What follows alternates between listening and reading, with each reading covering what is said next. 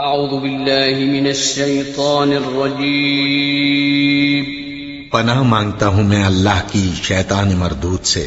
بسم اللہ الرحمن الرحیم شروع اللہ کا نام لے کر جو بڑا مہربان نہایت رحم والا ہے۔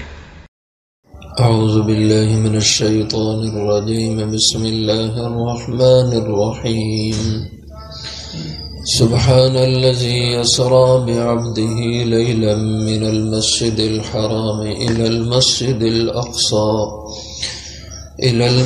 الأقصى الذي باركنا حوله لنريه من آياتنا إنه هو السميع البصير۔ سبحان الذي پاک ہے وہ ذات اسرا بعبدہ جو راتوں رات لے چلا اپنے بندے کو لیلاً ایک ہی رات میں من المسجد الحرام مسجد حرام سے الی المسجد الاقصی مسجد اقصی کی طرف الذی وہ مسجد اقصی بارکنا حولہ کہ برکت رکھی ہے ہم نے اس کے ارد گرد میں لنریہ من آیاتنا تاکہ ہم دکھلائیں انہیں اپنی قدرت کی نشانیاں انہ هو السمیع البصیر بے شک وہ اللہ سننے والا ہے دیکھنے والا ہے۔ اس سورت کا نام سورہ بنی اسرائیل ہے اور سورۃ الاسراء بھی کہا جاتا ہے۔ بنی اسرائیل اس لحاظ سے اس کو کہتے ہیں کہ اسرائیل حضرت یعقوب علیہ السلام کا نام ہے اور ان کی اولاد کو بنی اسرائیل کہا جاتا ہے۔ اور یہ سورہ مبارکہ نزول کے لحاظ سے 50ویں نمبر پہ نازل ہوئی تھی اور اس کے 12 رکوع ہیں، 111 اس کی آیتیں ہیں۔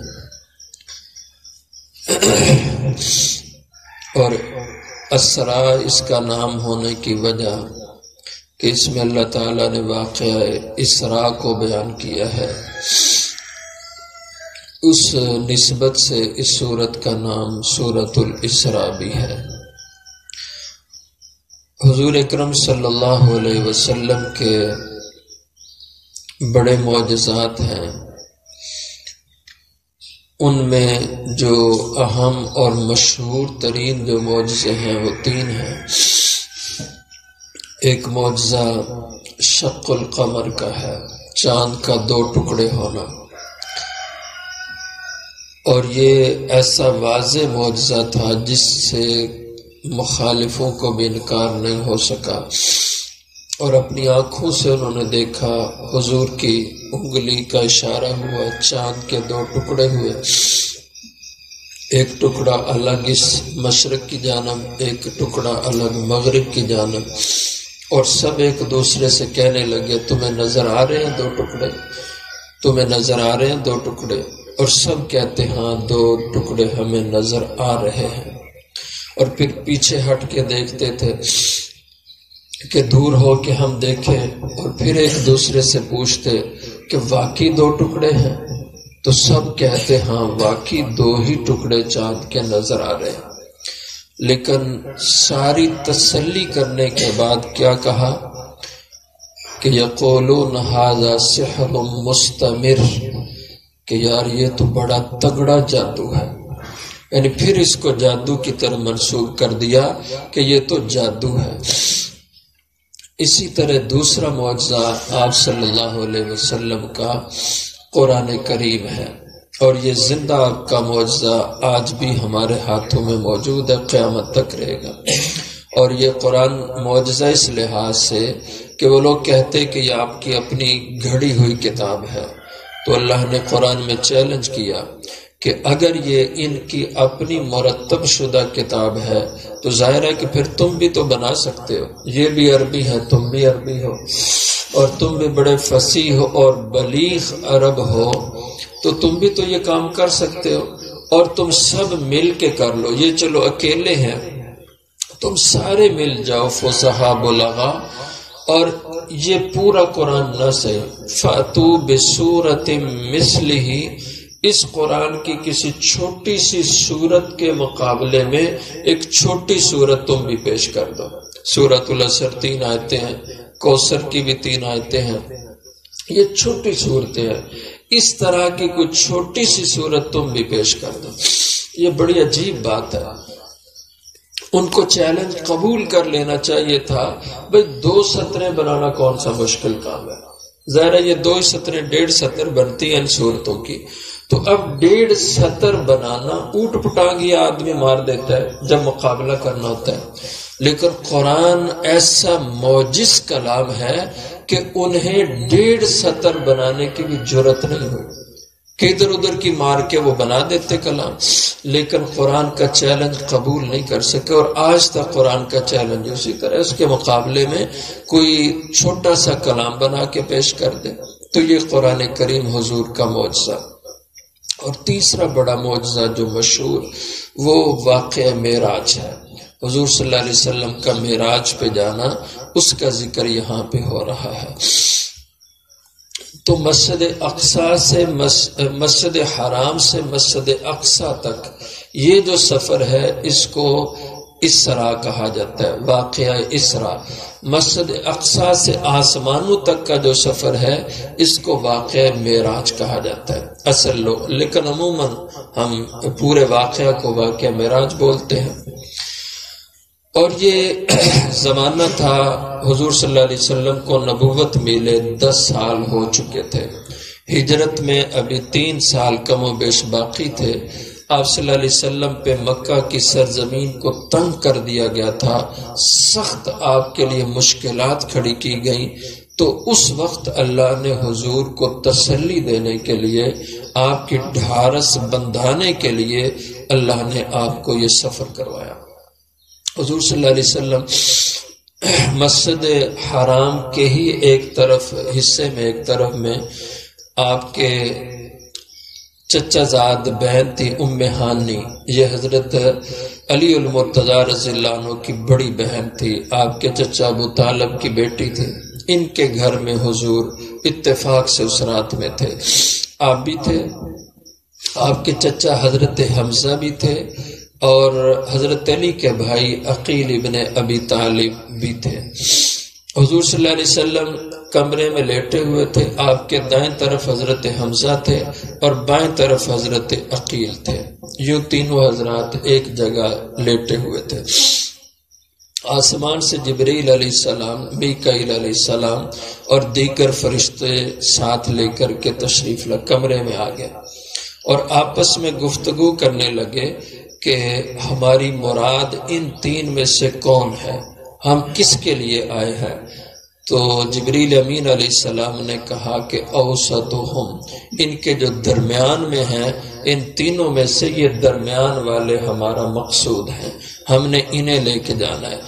تو اس کمرے کی چھت کو پھاڑا، اور چھت کو پھاڑ کے حضور کو اٹھایا، اور چھت میں سے یہ باہر نکلے۔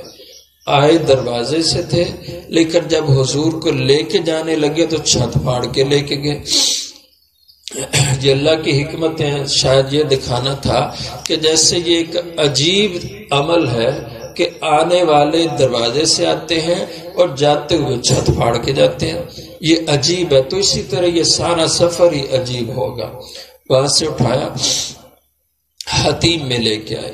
یہ جو حضرت ام ہانی کا گھر ہے، آج کل حرم شریف کے اندر یہ جگہ موجود ہے، یہ باب عبدالعزیز کی سمت میں یہ مقام ہے جہاں پہ یہ گھر تھا۔ وہاں سے اٹھا کے خانہ کعبہ میں لے کے آئے، جو حتیم گولائی میں جگہ ہے، اس حتیم کے اندر حضور کو لے آئے۔ حضور کو ایسے لٹایا اور آپ کا سینہ چاک کیا، سینہ کھولا، کھول کے آپ کا دل نکالا۔ ایک تشت لائے ہوئے تھے، پرات جیسے ہمارے ہوتی ہے، اس میں آپ کے دل کو رکھا اور دل کو ایسے چیرا، دل کو چیر کے اس کو زمزم کے پانی سے دھویا، اور دھو کر کے اس میں کچھ انوارات رکھے، اور پھر دل کو بند کر دیا، دل کو سینے میں رکھا اور سینے کو بند کر دیا، اور یہ حضور خود اپنی آنکھوں سے دیکھ رہے ہیں۔ اس کو معجزہ کہتے ہیں کہ یہ بات مانی نہیں جا سکتی۔ آج کی دنیا میں بھی یہ جدید ترین آپریشن ہوتے ہیں، لیکن ایسا آپریشن دنیا میں نہیں ہوا آج تک۔ نہ ہو سکتا ہے کہ کسی کا دل نکال کے الگ کر دو اور وہ باڈی اسی طرح چل رہی ہو۔ آج بھی دل چینج ہوتے ہیں، لیکن جب دل نکالتے ہیں تو ان کی شریانوں کے ساتھ مشین لگاتے ہیں کہ ایک لمحہ کے لیے بھی آپ کسی باڈی کو دل کے بغیر زندہ نہیں رکھ سکتے۔ الگ کیا اور فوراً مشین لگا دی تاکہ وہ خون کی سرکولیشن وہ اپنی جگہ باقی رہے۔ لیکن یہ عجیب قسم کا معاملہ تھا کہ دل کو نکال کے وہاں رکھ دیا اور پھر اس کو چیرا اور اس میں اس کو دھویا، اور کوئی آلات جراحی کے نہیں ہیں، بغیر آلات جراحی کے ایسے کھولا، ایسے بند کر دیا اور کوئی نشان بھی نہیں ہے۔ تو اس کو معجزہ کہتے ہیں، اللہ کی قدرت کہتے ہیں۔ اور دل میں کیا رکھا یہ اللہ کی ذات جانتے ہیں، کیا انوارات اس دل میں بھرے۔ اور اصل تو یہ تھا کہ جو آنے والے واقعات تھے وہ بہت ہیوی قسم کے تھے، ان کا برداشت کرنا اس دنیا والے انسان کے بس میں نہیں تھا۔ تو وہ برداشت، وہ حکمتیں اللہ نے اس قلب منور کے اندر رکھی، اور پھر یہ حضرات حضور کو لے چلے اور ایک سواری لائے۔ سواری کا نام براق کہا جاتا ہے۔ براق برق سے ہے اور برق بجلی کو کہا جاتا ہے، تو اس کی رفتار بجلی سے بھی زیادہ تھی۔ بجلی کی رفتار آج کل بتاتے ہیں 1 منٹ کے اندر یہ لاکھوں میل کا سفر طے کر جاتی ہے۔ بلکہ ایک جگہ پہ تو لکھا ہے کہ 1 منٹ کے اندر یہ جو دنیا کی بجلی انسان کی بنائی ہوئی ہے، یہ زمین کا 500 دفعہ چکر لگا سکتی ہے۔ اتنی زیادہ اس میں رفتار ہے، اس کو برق رفتار عام طور پہ ہم بولتے ہیں، بجلی جیسی رفتار۔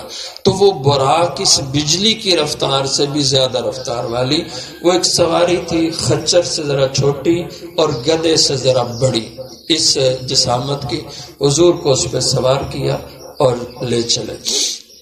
تفصیلی واقعہ مختصر عرض کرتا ہوں۔ مسجد اقصی کی طرف چلے اور حضور اکرم صلی اللہ علیہ وسلم فرماتے ہیں، میں نے راستے میں ایک سرخ ٹیلے کے پاس، مسلم شریف میں حدیث ہے، حضرت موسیٰ علیہ السلام کو دیکھا، آپ اپنی قبر اطہر میں نماز پڑھ رہے تھے۔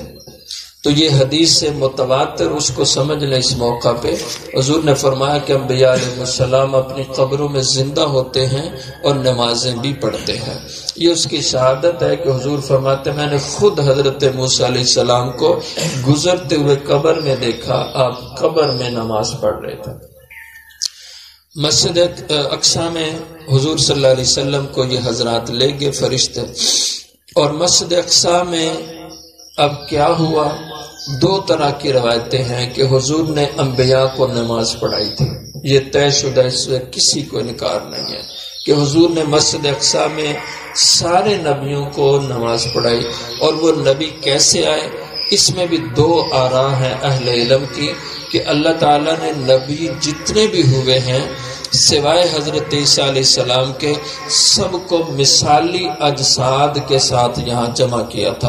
عیسیٰ علیہ السلام اپنے اصل جسم کے ساتھ آسمان سے اللہ نے اتارے تھے، باقی سب نبی مثالی جسم کے ساتھ حاضر ہوئے تھے۔ اور دوسری رائے یہ ہے کہ نہیں، اللہ نے اپنی قدرت سے سب نبیوں کو اصلی جسم کے ساتھ یہاں پہ پہنچایا تھا۔ اور نماز کون جاتے ہوئے نماز پڑھائی یا واپس آتے ہوئے پڑھائی، اس میں بھی 2 قول ہیں۔ جمہور کا قول یہی ہے کہ حضور نے جاتے ہوئے 2 نفل سب نبیوں کو مسجد اقصی میں پڑھائے تھے۔ علامہ ابن کثیر رحم اللہ فرماتے ہیں واپس آتے ہوئے حضور نے واپسی پہ مسجد اقصی میں نبیوں کو نماز پڑھائی، اور وہ اس رات کی نماز فجر تھی۔ یہ مختلف اقوال ہیں۔ مسجد اقصی یہاں پہ اس کا ذکر ہے، یہ قدیمی مسجد ہے۔ حضرت یعقوب علیہ السلام نے سب سے پہلے اس کی تعمیر فرمائی تھی، اور اس وقت بہت چھوٹی سی مسجد تھی۔ پھر اس کی توسیع حضرت داؤد علیہ السلام نے فرمائی تھی، اور اس کے بعد اس کو اعلیٰ قسم کی بنیادوں پر اور عالی شان جو اس کی تعمیر فرمائی ہے وہ حضرت سلیمان علیہ السلام نے فرمائی ہے۔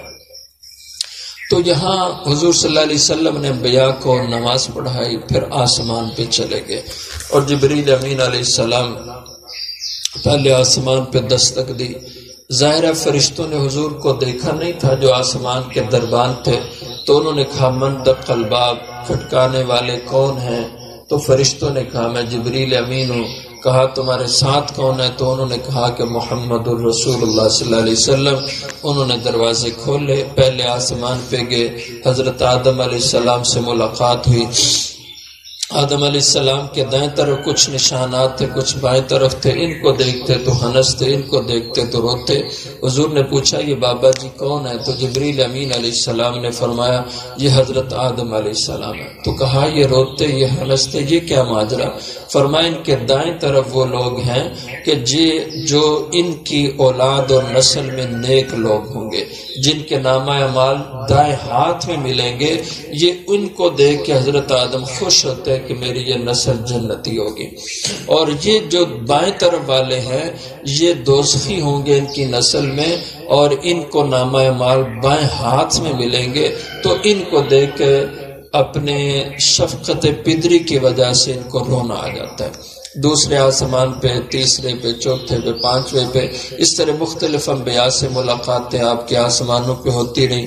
حضرت عیسیٰ علیہ السلام سے پانچویں آسمان پہ ہوئی، حضرت موسیٰ سے چھٹے پہ، ساتویں آسمان پہ حضرت ابراہیم علیہ السلام تھے، ان سے ملاقات ہوئی۔ بیت المعمور فرشتوں کا جو قبلہ ہے وہاں پہ، اور پھر اس کے بعد آپ کو سدرۃ المنتہا اور اس سے اوپر لے جایا گیا، تو اس کا ذکر ہے سبحان الذی اسری بعبدہ، پاک ہے وہ ذات اسری بعبدہ جو راتوں رات لے چلا اپنے بندے کو، لیلاً ایک ہی رات میں، یعنی کوئی لمبا زمانہ نہیں۔ اور جن حضرات نے یہ تکلف کیا ہے کہ ایک رات کو اللہ نے ہزاروں راتوں جیسا لمبا کر دیا تھا، یہ تکلفات ہے، یہ واقعہ ہے ہی اللہ کی قدرت کی نشانی، تو اس کو یہ عام رات ہی رہنے دیں۔ وہ عام رات تھی، عام رات کا ہی دورانیہ تھا۔ سردی کی رات تھی تو دورانیہ لمبا تھا، گرمی کی رات تھی تو دورانیہ چھوٹا تھا، لیکن اسی ایک رات میں اور تھوڑے سے وقت میں اللہ تعالیٰ آپ کو وہاں تک لے گئے۔ دیکھیں مسجد حرام سے مسجد اقصیٰ کا سفر بہت لمبا ہے، اس لیے لوگوں کو ماننے میں بڑی دقت آئی کہ ہم جب اونٹوں پہ جاتے ہیں مسجد حرام سے اقصیٰ کی طرف تو 2 مہینے مسلسل جاتے ہوئے لگتے ہیں اور 2 مہینے مسلسل آتے ہوئے لگتے ہیں، 4 مہینے کا سفر تو صرف مسجد اقصیٰ کا ہے۔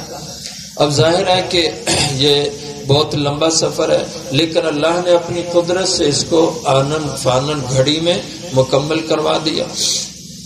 تو اسرا بعبدی جو راتوں رات لے چلا اپنے بندے کو، لیلاً ایک ہی رات میں، من المسجد الحرام، مسجد حرام سے، یہ خانہ کعبہ کو کہا جاتا ہے۔ اس کی سب سے پہلی بنیاد بعض تو کہتے ہیں فرشتوں نے رکھی تھی، اور بعض حضرات کہتے ہیں حضرت آدم علیہ السلام نے اس گھر کی بنیاد رکھی، الی المسجد الاقصی، مسجد اقصی کی طرف۔ الذی بارکنا حولہ، وہ مسجد اقصی، وہ فلسطین کا علاقہ، ہم نے اس کے ارد گرد میں بہت برکتیں رکھی، لنوریہ من آیاتنا، تاکہ ہم ان کو دکھائیں اپنی قدرت کی نشانیاں، انہ هو السمیع البصیر، اور بے شک وہ اللہ تعالی سننے والے دیکھنے والے ہیں۔